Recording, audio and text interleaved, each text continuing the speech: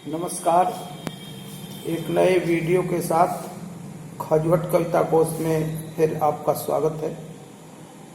इस वीडियो में UP board की 11वीं कक्षा के हिंदी पाठ्यक्रम में निर्धारित भ्रमर गीत शीर्षक कविता के 7वें पद की सरल एवं सरस व्याख्या प्रस्तुत की गई है, जिसके रचयिता महाकवि सूरदास जी हैं।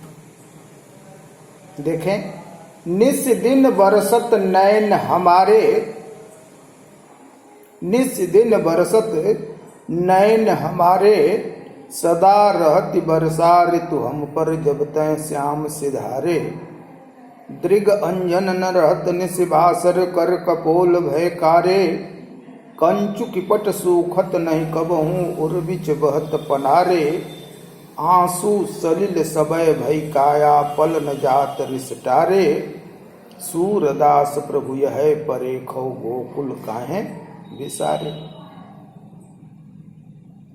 शब्दार्थ देखें। निस माने होता है रात, सिधारे माने चले गए, अंजन माने काजल, बासर दिन को कहते हैं, कपोल माने गाल, उर्बिच माने हृदय के बीच, हृदय के मध्य। कंचुकपट अधो वस्त्र, नीचे पहने जाने वाला स्त्रियों का वस्त्र, जिसको चोली कहते हैं। रिस, रिस माने क्रोध, परेखो माने पश्चाताप, विसारे माने विस्मृत कर दिया, छोड़ दिया, भूल गए। संदर्भ प्रस्तुत पद्यांश हमारी हिंदी पाठ्य पुस्तक के भ्रमर गीत शीर्षक कविता से उद्धृत है। इसके रचयिता महाकवि सूरदास जी हैं। प्रसंग, इस पद्यांश में महाकवि सूरदास जी ने श्री कृष्ण के विरह के कारण गोपियों की दारुण एवं दयनीय अवस्था का वर्णन बहुत ही सहज ढंग में किया है। देखें व्याख्या। निस दिन बरसत नैन हमारे, उद्धव से गोपियां कह रही हैं कि हे उद्धव, कृष्ण के वियोग में हमारे नेत्र निस दिन रात दिन बरसते रहते हैं। हमारे आंखों से रात दिन आंसुओं की बरसात होती रहती है। सदा रहती बरसा ऋतु हम पर, जब तय श्याम सिधारे। कहते हैं कि जब से श्याम गए, जब से हमारे प्रिय हमें छोड़ करके गए, तब से हमारे पर सदा वर्षा ऋतु ही रहती है। कोई ऋतु परिवर्तन होता ही नहीं है। कोई भी ऋतु हो, हमारे लिए तो वर्षा ऋतु ही रहती है, क्योंकि रात दिन हमारे आंखों से आंसू प्रवाहित होता रहता है, बहता रहता है। वे भावना अलंकार है यहाँ पर। श्याम सिधारे में बिना कारण के कार्य जब संपन्न होता है। श्याम का अर्थ कृष्ण से है यहाँ, और श्याम माने बादल भी होता है। सामान्यतः ऐसा होता है कि जब श्याम मेघ चले जाते हैं तो वर्षा ऋतु समाप्त मानी जाती है, बारिश नहीं होती है।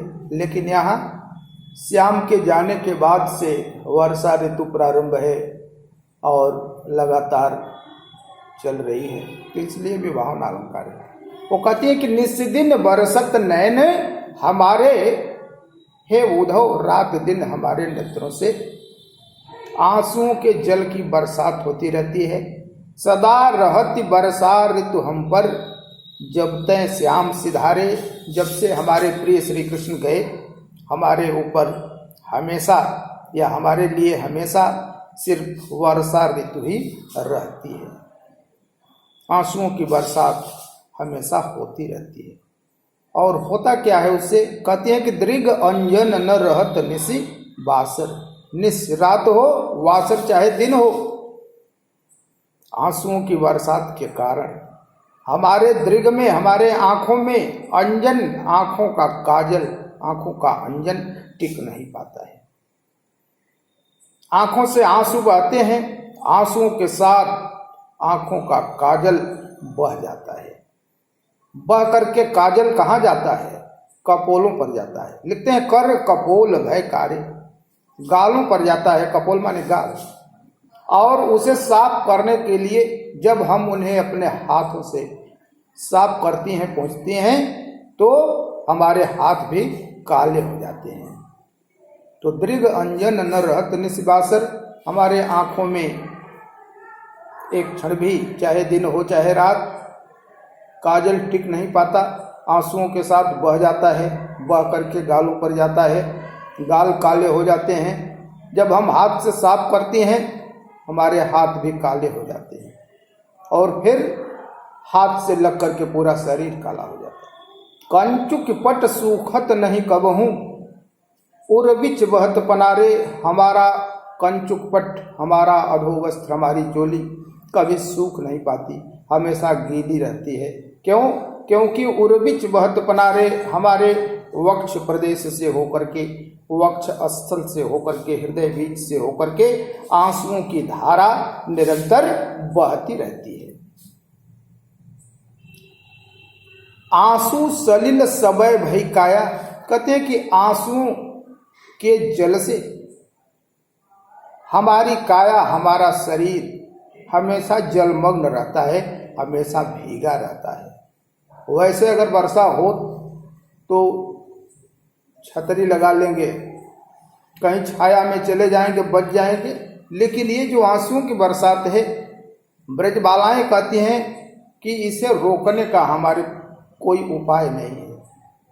यह आंखों के आंसू जब निकलते हैं, प्रवाहित होकर के हमारे पूरे शरीर को भिगो देते हैं, हमारा पूरा शरीर भीग जाता है। इसलिए कहती हैं कि कोई उपाय बचने का न हो, इसलिए हम पल न जात रिष्टारे, हमेशा क्रोध में रहती हैं।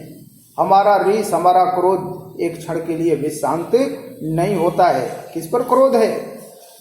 अपने प्रिय श्री कृष्ण पर, कि हमें छोड़ के क्यों गए और हमने उनसे क्यों प्रेम किया। सूरदास प्रभु ये ही पर, सूरदास लिखते हैं कि ब्रजबालाएं कहती हैं कि हमें तो इस बात का पश्चाताप है, हमें इस बात का दुख है कि गोकुल काहे बिसारे, कि वह हमारे प्रिय कृष्ण गोकुल को क्यों भूल गए, गोकुल को क्यों विस्मृत कर दिए, हमसे क्या ऐसी गलती हो गई थी।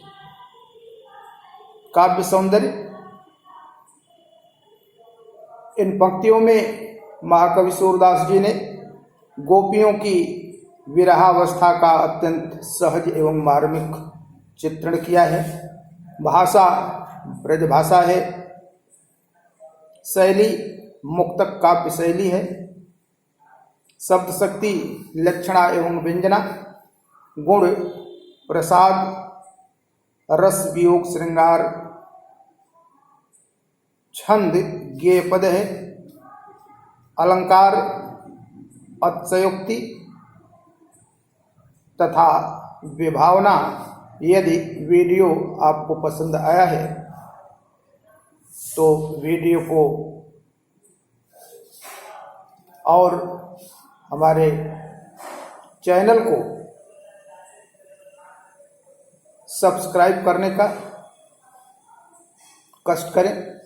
धन्यवाद।